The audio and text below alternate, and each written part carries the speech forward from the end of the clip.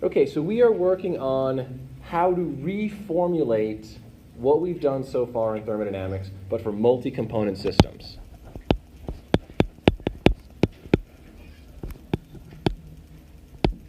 So the last lecture was not recorded, but I will recap basically all the new definitions that we covered. So I'm going to draw theta here just to say any molar property. Right? This could be entropy, internal energy, Gibbs energy, so on and so forth. So this is a molar property of the total system.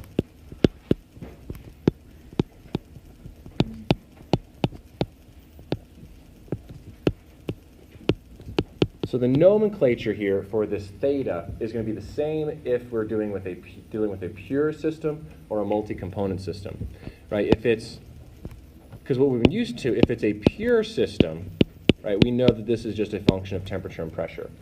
But if this happens to be a multi-component system, this will be a function of temperature, pressure, and the composition, which I generally just like to abbreviate as xi, noting that that x is a vector or an array of all the different compositions in the system. So if I change the composition, if I change the pressure, if I change the temperature, I'm going to change all of the properties of the system. So we have to remember, in thermo, everything is a function of everything. I cannot change one property without changing all of the other properties unless I do it in a very carefully controlled manner. That's why we like to break down our problems to isothermal step, isobaric step, isenthalpic step. That makes it so we can actually calculate these things in a reasonable manner. So when we're dealing with multi-component systems then, when we have a pure species, we'll give it the underbar with a subscript that tells us this is for species A, B, C, and D.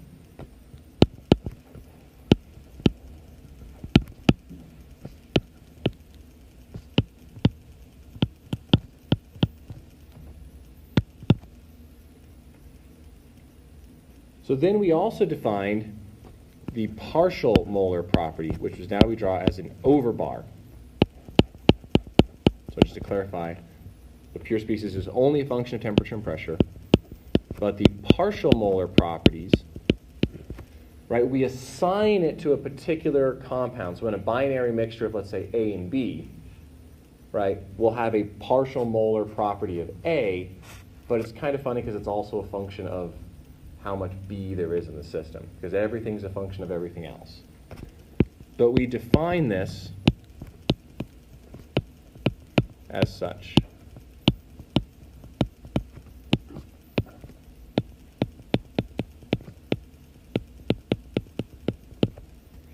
So it is how much does the total system property change by adding a little bit of component 1 into the system, or a component I into the system. We call this the partial molar property.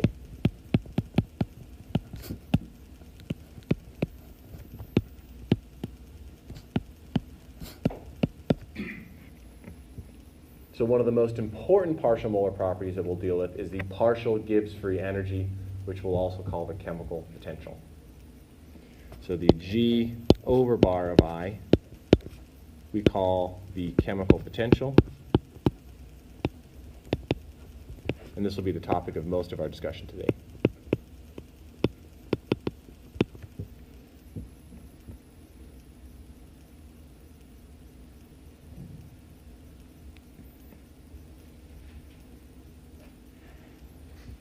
Okay, so now we'll define a few more terms.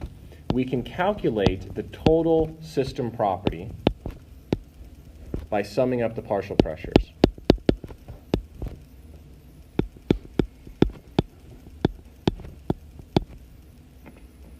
So this is convenient because if we know all the partial molar properties, then we can effectively add everything up just as if it were an ideal mixture, an ideal system. That's why the system, the nomenclature is really convenient. We have a delta change of mixing.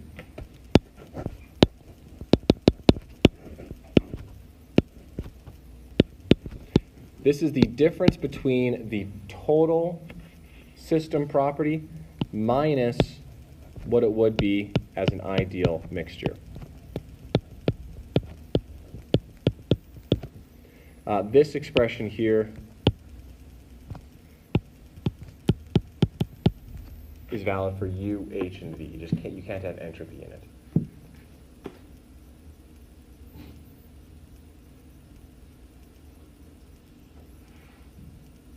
Because of entropy, we define something called an excess property, which we'll be talking about soon. Yes? Does that apply to Gibbs for unity too, or is that like Anything with entropy in it. all right. Yeah. So anything that has entropy in it, we don't really use the delta of mixing. So we'll calculate, I think on Friday, what the delta S of mixing ideal gases is, and it's a complex function. It's a non-trivial thing to deal with. And so when anything that we deal with entropy, we typically switch to a different nomenclature for that, which is the excess properties. But the delta of mixing is really used a lot for heats of mixing, like delta H's, and volume changes of mixing. And lastly, we can also rewrite the delta of mixing as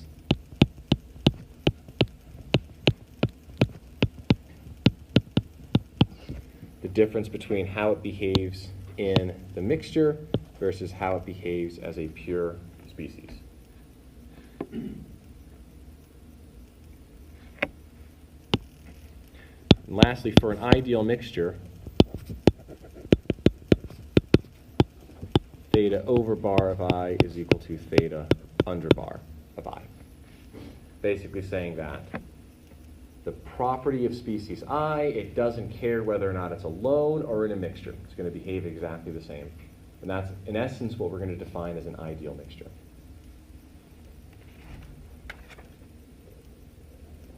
Okay, so this is all nomenclature. But the key thing to keep in mind, whenever you see a subscript basically from here on out, that's going to say we're in a multi-component system. We have to deal with the properties of every species as it behaves in the mixture. And then the difference between the over bar and the under bar tells us over bar is how it behaves in the mixture, under bar how it behaves sort of as a pure species, sort of as a general guideline. Okay, so now we'll talk about equilibrium criteria.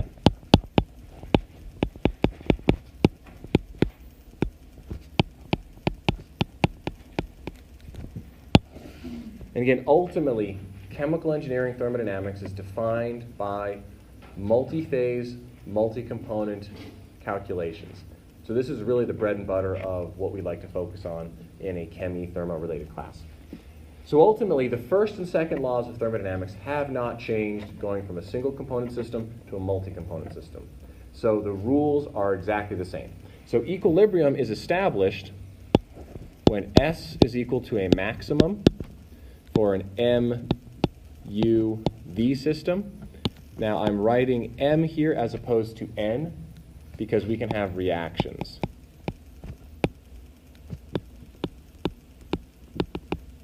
Now that we have a multi-component system, we can transition from one type of molecule to another type of molecule. So it's no longer really an NVT system because we can actually have reactions going on in a multi-component system. So we're just going to say MVT, saying that the mass, nothing is entering the system through the boundary walls. A is equal to a minimum for an MTV system, and G, which is mostly what we're interested in, is a minimum in an MPT system.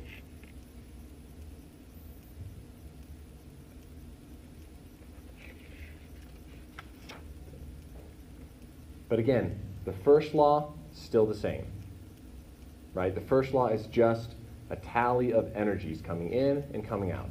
Second law is entropy has to increase. Now we write the second law in a slightly different form to make it more practical, but those haven't changed at all. So nothing has changed in that respect. So what we're going to talk about now is basically the chemical potential.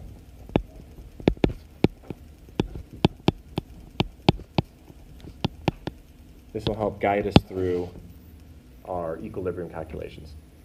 So the first thing we're going to do is we're going to expand G with respect to T, P, and N. P, T, and Ni.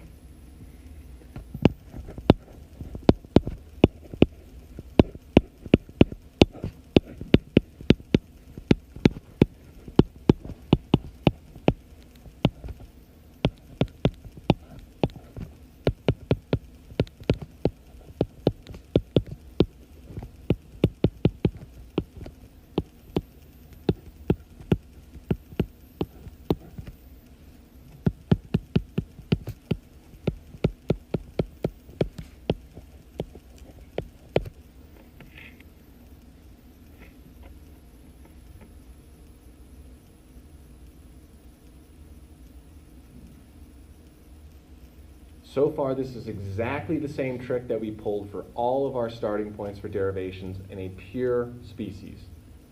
The only difference is that we have to sum up all of the different new components coming into the system, right? It's not just one type of molecule entering or leaving the system. It can be multiple types of molecules entering or leaving the system. So then we can write this using identities as minus S dt plus V dp plus the summation of G over bar of I. Right, so these are just identities going from here to here that we've already derived. They're already tabulated in the big table. And this last one here, this is the definition. That is the definition of a partial molar property, right? How much does the Gibbs free energy of the system change by adding in a little bit of species I?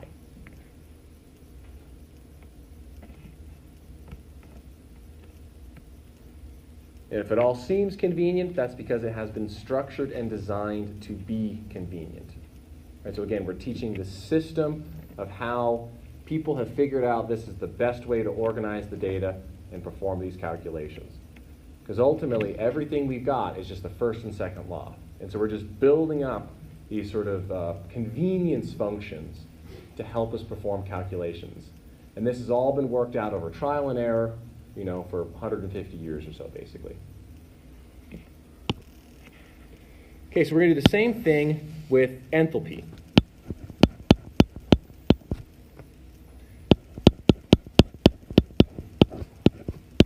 But we're going to expand it with respect to its native variables, which are S and P.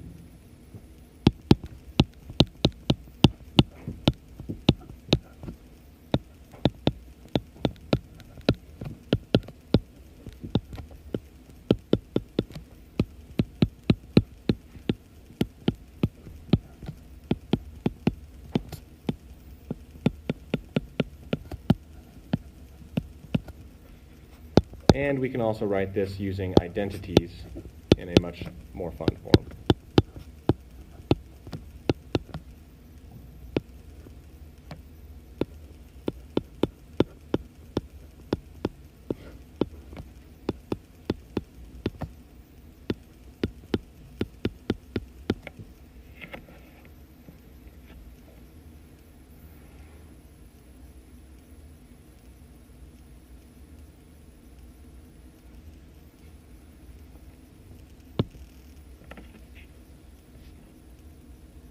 So here's one question. Why did I not rewrite this as a partial molar property?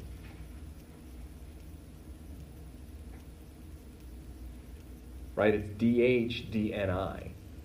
You can...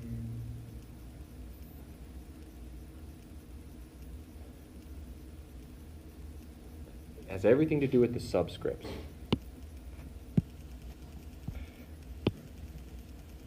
I'm holding different variables constant. The partial molar property is defined as holding T and P constant in addition to the other composition of the system. So those two terms are not equivalent. So dH dNi at constant T, P, and Nj not equal to I, that is equal to H over bar of I.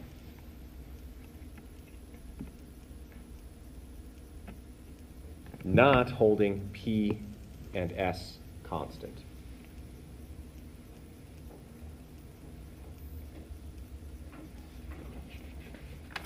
So instead, we're going to sort of rework a slightly different formulation so that we can actually account for this term right here. How do we handle it and manage it?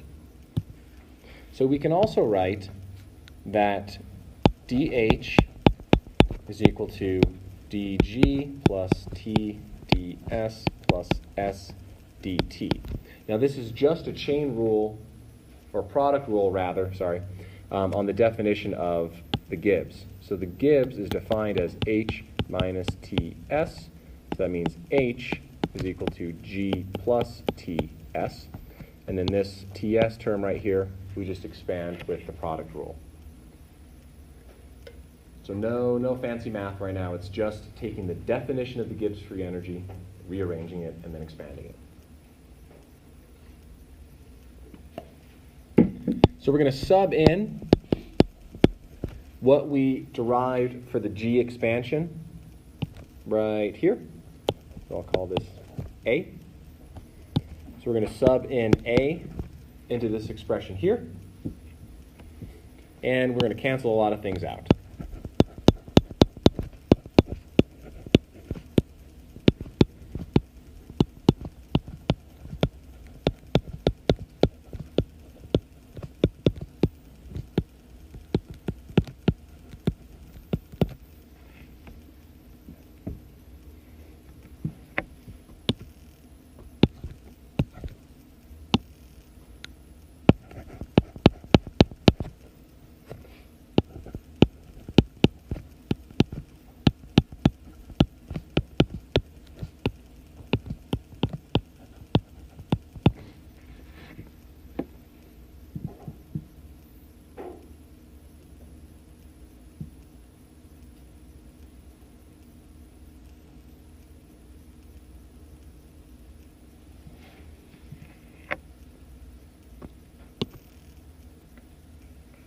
So let's take a look at this expression right here.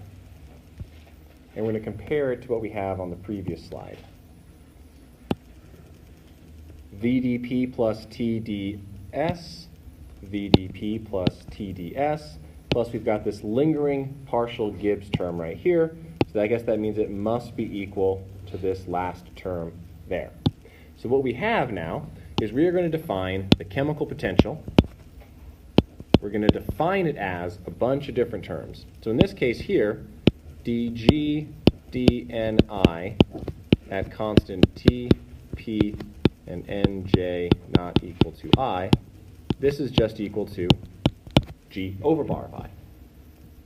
And by comparing it to the enthalpy equation, we also know that this is equal to dH dni at constant p and s.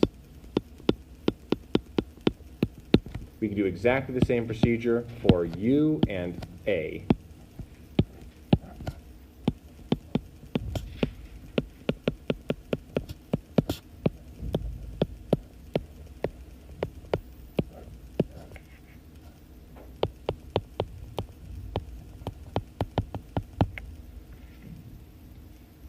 So ultimately, the chemical potential here is defined as effectively how much free energy does species I add to a multi-component mixture.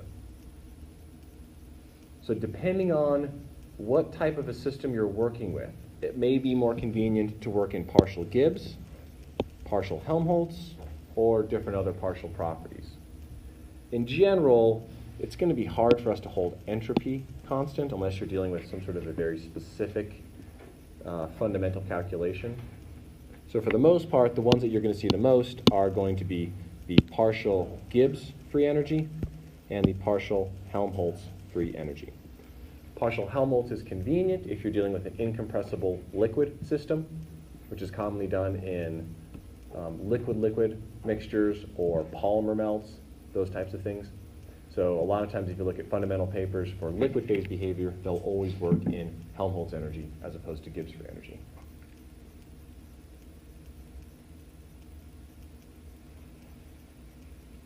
For most of what we do, sort of is vapor-liquid equilibrium, because the pressure and temperature is held constant across the phase transition, we almost always, as chemical engineers, associate the chemical potential as the partial Gibbs free energy, because you have to hold the pressure and temperature constant across a phase transition.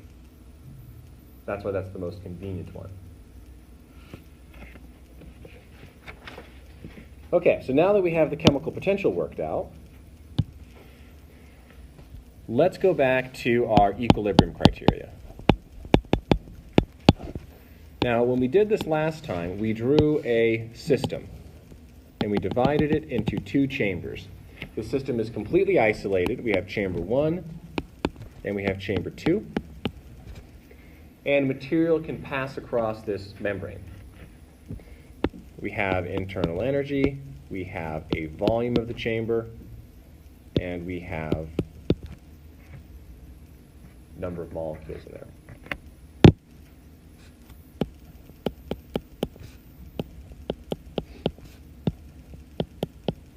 But in this case here, we have lots of different possible compounds. N of chamber 1 of I, N of chamber 2 of I.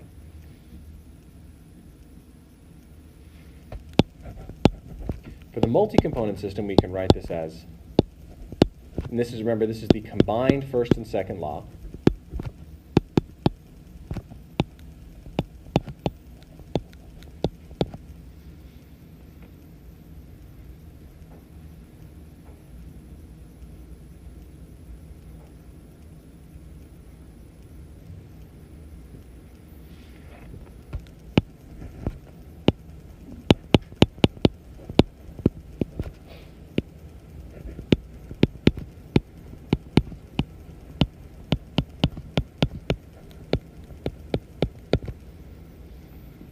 Is the same procedure that we used before when we defined our equilibrium criteria.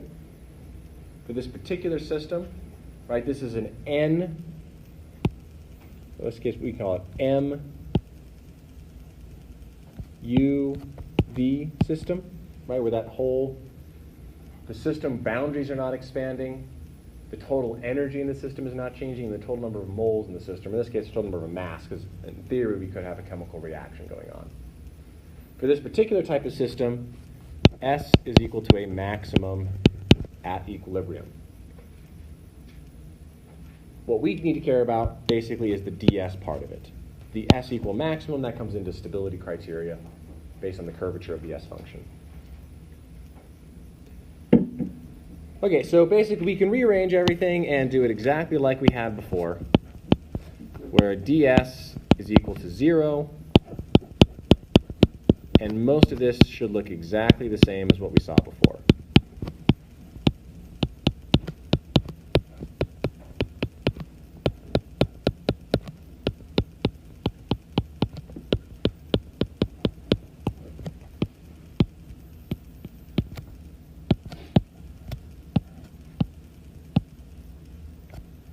Let me write this more generally.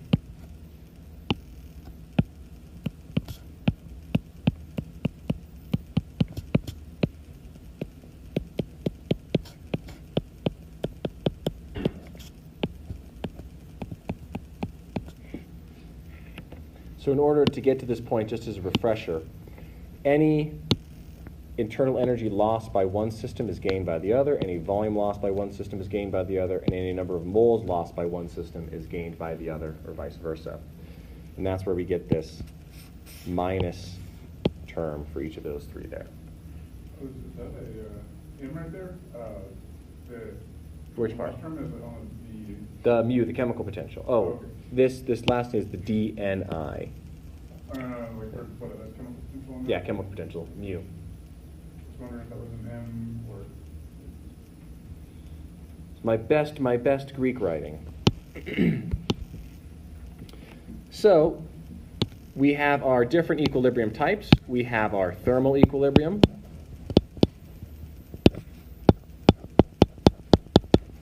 Temperatures have to be equal to constant. Makes sense. We have our mechanical equilibrium. Pressures have to be equal to constant. And we have our chemical equilibrium,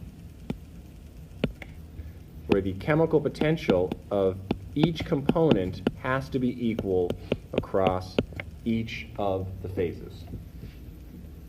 So in vapor-liquid equilibrium, the temperature of the liquid phase and vapor phase has to be the same, the pressure has to be the same, and the partial molar properties, well, depending on, mostly we work on Gibbs. The chemical potential of component A has to be the same across the liquid and vapor phases, and the chemical potential of component B has to be constant across those phases. So as you go to multi-component and multi-phase systems, you have to simultaneously satisfy a large number of conditions. So going back to the homework assignment, for example, when we had our PV diagram, right? Temperature being constant was fairly easy to satisfy because we were plotting out an isotherm.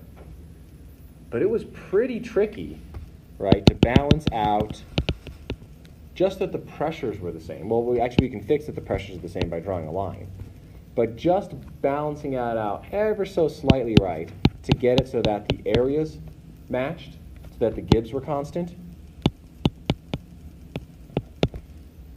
that was kind of a tedious task, right? So now when we're dealing with multi-component multiphase, we basically have to do this juggling act times by 2. Right? We have to balance it out for component A and for component B. Now this is not actually how we'll actually do these calculations to too much extent, but this is sort of just an illustration to demonstrate kind of what is the next level involved. If you have a 3-component system, that means that you have to satisfy that the chemical potential of A on phase 1 is equal to the chemical potential of A of phase 2. Chemical potential of B of phase 1 is equal to the chemical potential of B of phase 2. And chemical potential of C of phase 1 is equal to chemical potential of C of phase 2. And if I change the composition of the liquid phase or the vapor phase, I'm changing all of the chemical potentials. So you have to solve all of these simultaneously. So to a large extent, thermodynamics is kind of a numerical solution problem, especially with these complex systems, where we kind of have all the pieces of the puzzle falling into place right now, but it's largely a matter of how do we actually go about manipulating these things.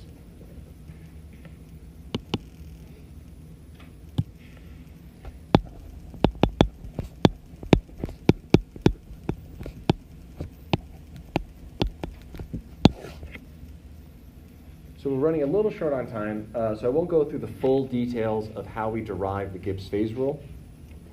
But for in general, let's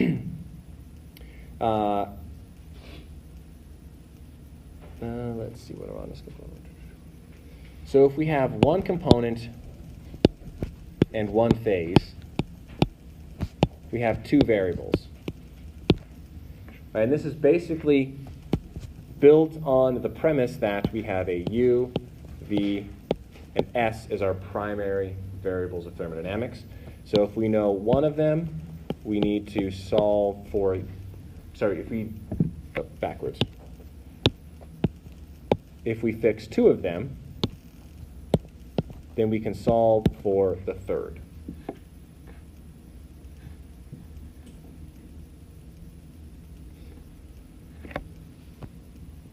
Now, if we have a multi-component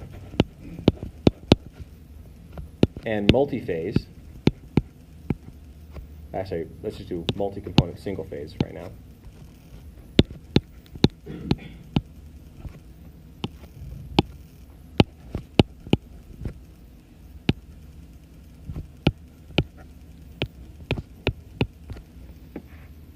We have to have 2 variables per species in the system,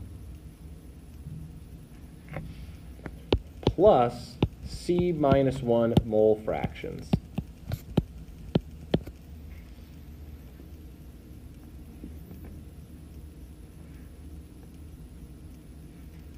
And that'll tell us basically what is the state of our system at a particular configuration, right? Because if you have a binary system, if I give you 1 mole fraction, then you can calculate the other based on the definition of a mole fraction. So with those 2 pieces of information, we can fully define a particular system. So then ultimately, for a multi-component single-phase system, we have C plus 1 independent variables that are necessary to fully describe the state of that particular system. So now, if we have multi-component, multi-phase, we have P number of phases, and for each phase, we require C plus 1 variables. And our degrees of freedom, is what we're going to solve for, is equal to the number of independent variables minus dependent equations.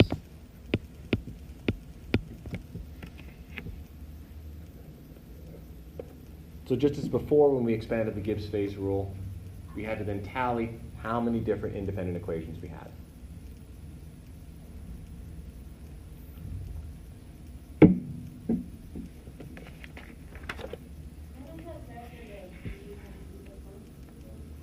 That is independent variables.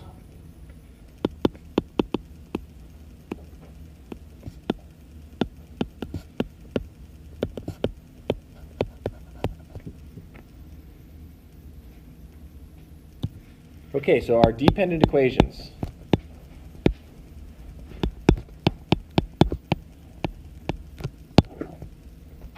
We have thermal equilibrium,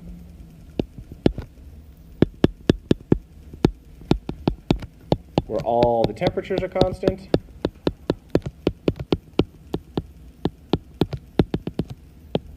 P minus 1 equations.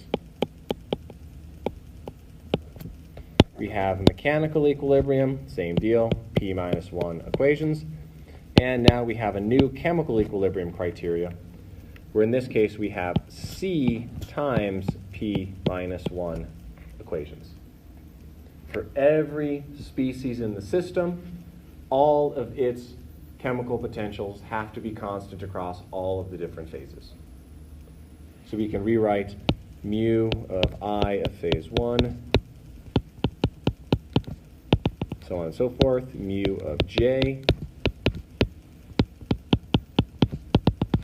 so on and so forth, for however many number of components we have in the system. So our degrees of freedom for our Gibbs phase rule then is going to be equal to P times C plus 1. That's the requirement for what we need to fully define our system, minus all of the independent equations we have. So we have 2 times P minus 1. This corresponds to these two equilibriums, the mechanical and the thermal equilibrium, plus C times P minus 1. My parentheses look just like C's. And this corresponds to our chemical equilibrium criteria. And if we work out the math, we get the Gibbs phase rule that we are also familiar with. 2 plus C minus P.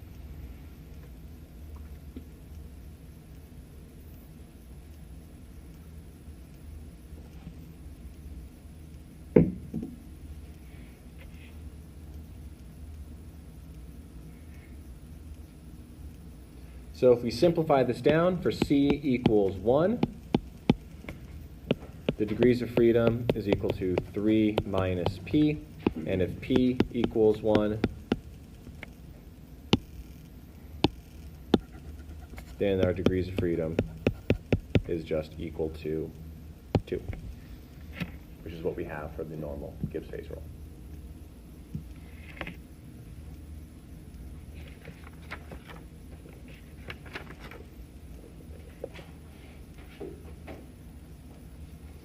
Yes, question? Just to clarify, C is components and P is phase? Yes, good. Let me just clarify that. This is the number of components, and P is the number of phases.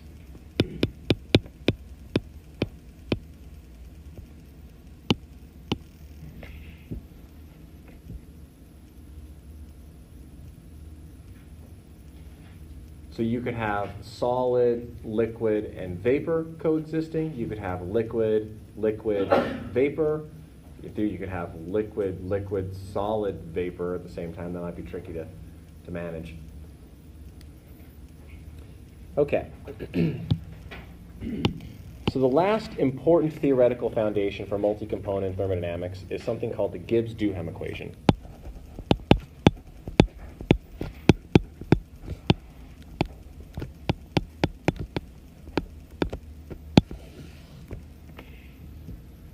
So we're going to derive this by expanding this expression d n underbar two different ways. First, we're going to expand it with respect to t, p, and ni. right? And this is where we'll get the lovely expressions that are, d n theta underbar d t at constant p and n I dt, dot, dot, dot, right? That same old procedure. And of course, we'll get a summation because we have this guy there. And we're also going to expand it with the product rule. So this is, in essence, exactly what we did when we expanded the Gibbs and the enthalpy at the start of class. And for this, we'll get an expression that looks like summation of n I d theta over bar of I plus summation theta under bar of I d n I. So I'm not actually going to go through the full derivation because I don't think we have enough time. And it's in the book too.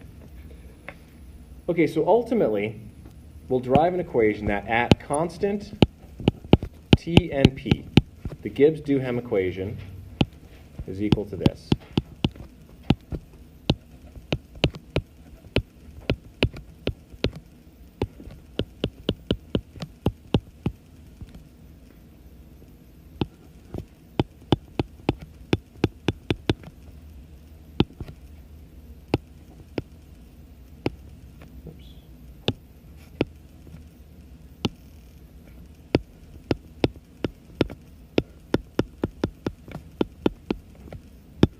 Two different forms, same equation. This is a thermodynamic consistency relationship.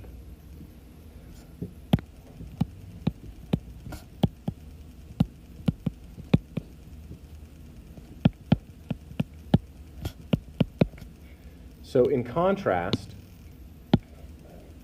we all accept this relationship as true. For mass consistency or molar consistency, right, we've defined a molar mass fraction as, the number of moles of species I divided by the total number of moles. So if you add those all up, it has to equal 1, right? Just based on the mathematical definition of what a mole fraction is. It just has to equal 1. For us, we have defined partial molar properties. The Gibbs-Duhem equation is the requirement that the partial molar properties have to cancel each other out or add up in a particular way. So it is a consistency relationship just based on the mathematical foundations of how we formulated our multi-component equilibrium thermodynamics. It is exactly analogous to the mass consistency relationship, but for partial molar properties.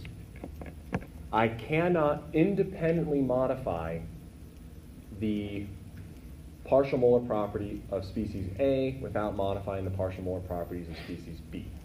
Just like I can't modify the mole fraction of species A without modifying the mole fraction of species B. So that is the Gibbs-Duhem equation. This form right here is particularly useless because we don't really have a good way to independently vary the partial molar properties. Right? In this case, our independent variable is the partial molar property. So that's like basically saying, okay, we're going to walk a path of constant partial molar entropy. I don't have a good way to do that. So you can transform out of this way and rewrite the Gibbs-Duhem equation in, albeit it looks more complex initially, but it's much better.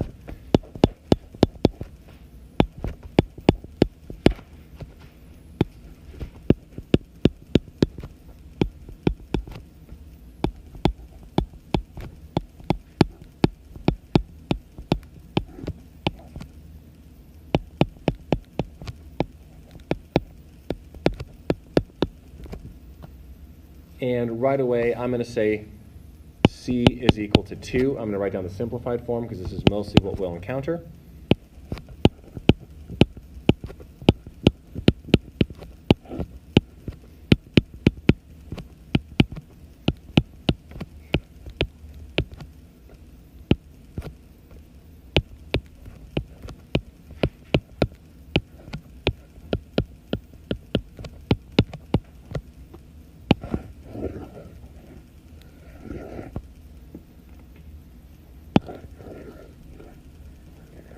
So these are all different versions of the Gibbs-Duhem equation.